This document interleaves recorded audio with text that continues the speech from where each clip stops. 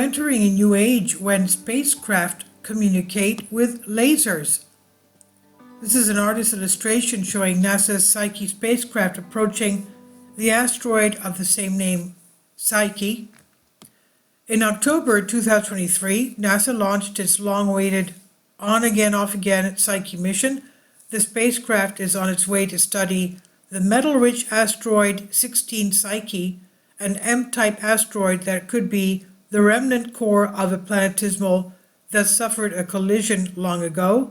But understanding the giant metal-rich asteroid is not the Psyche mission its only goal.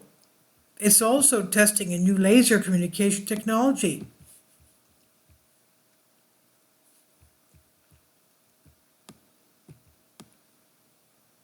And the new system is called Deep Space Optical Communications, DSOC, using infrared lasers to communicate between spacecraft and ground stations. In its first experiment, the Psyche spacecraft communicated with the Hale telescope at Caltech Palomar Observatory, San Diego County, California. Psyche was beyond the moon when it communicated, and the distance between the spacecraft and Hale telescope was nearly 16 million kilometers or 10 million miles away. The successful test took place November 14, and during the test, data was transmitted and received by both the spacecraft and the ground station, a phenomenon called closing the link, quote-unquote. The successful test is the DSOC's first light. Achieving first light is one of the main critical DSOC milestones in the coming months, paving the way towards higher data rate communication capable of sending scientific information, high-definition imagery, and streaming video in support of humanity's next giant leap, sending humans to Mars, said Trudy Cortez, Director of Technology Demonstrations at NASA headquarters in Washington. The technology may be coming to fruition just in time as our spacecraft instruments become more powerful and as the amount of data they send back grows. Current spacecraft communication systems are struggling to keep up. High bandwidth laser communication systems could relieve the bandwidth bottleneck that hampers existing missions, they said.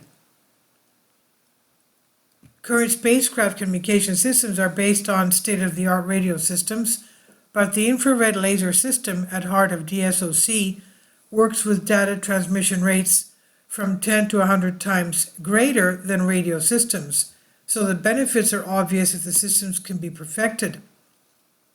Currently, spacecraft communicate with Earth using NASA's Deep Space Network, DSN. The DSN is made up of 3 facilities around the world, separated by around 120 degrees from each other, so no matter where the spacecraft is, it can communicate with one of the facilities. The 3 facilities are in California, Spain, and Australia. The DSN is reliable, and NASA allowed the other spacefaring nations to use the system, but since it's based on radio communication, it's becoming an outdated bottleneck. While the DSN and other space communication systems are impressive, they struggle to keep up with future plans. It can take up to 20 hours to transmit a 250 megabit data payload directly to Earth, and it gets worse the further the spacecraft is from Earth. NASA's New Horizons mission is an instructive example. When it performed its flyby of Jupiter in 2007, it transmitted data back to Earth at about 38 kilobits per second. That's a little slower than old telephone dial-up modems from the past. The data rate dropped precipitously when it encountered its main objective, Pluto. The data rate plummeted to approximately 2,000 bits per second at that extreme distance. That's like the telecommunication equivalent to Morse code. And to reach those speeds, New Horizons had to use both its antenna and transmit to NASA's largest receiving dish here on Earth. It reached Pluto in July 2015, but it took until 2016 to transmit all of the data from the historic encounter. Imagine being a member of the New Horizons team waiting for critical career-defining data. More data means more discoveries.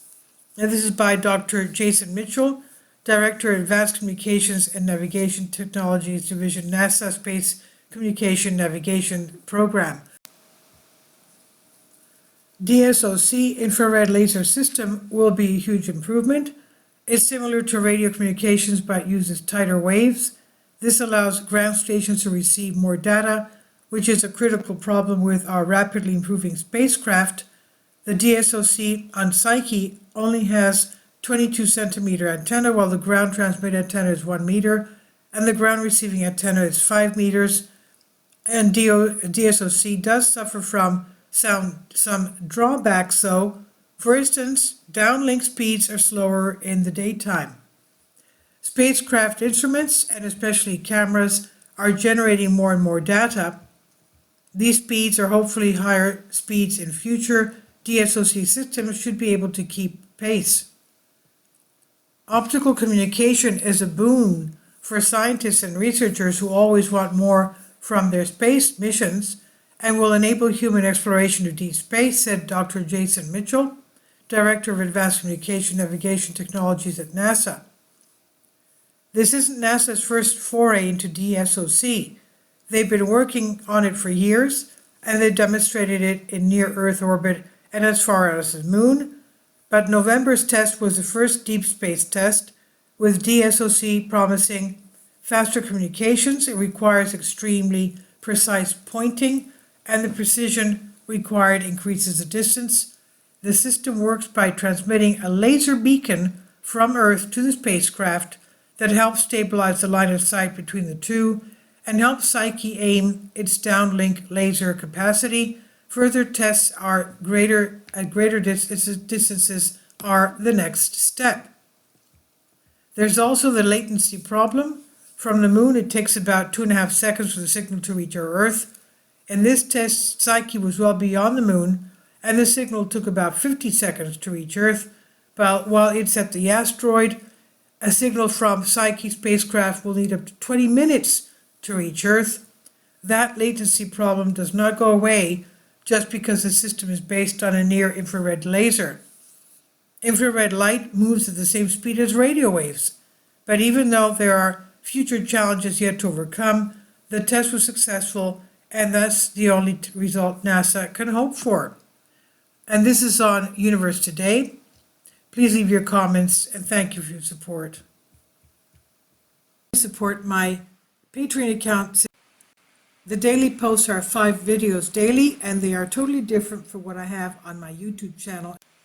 Thank you so much for your support and that you find all my content so interesting. You'll find the Patreon account details in the description box below.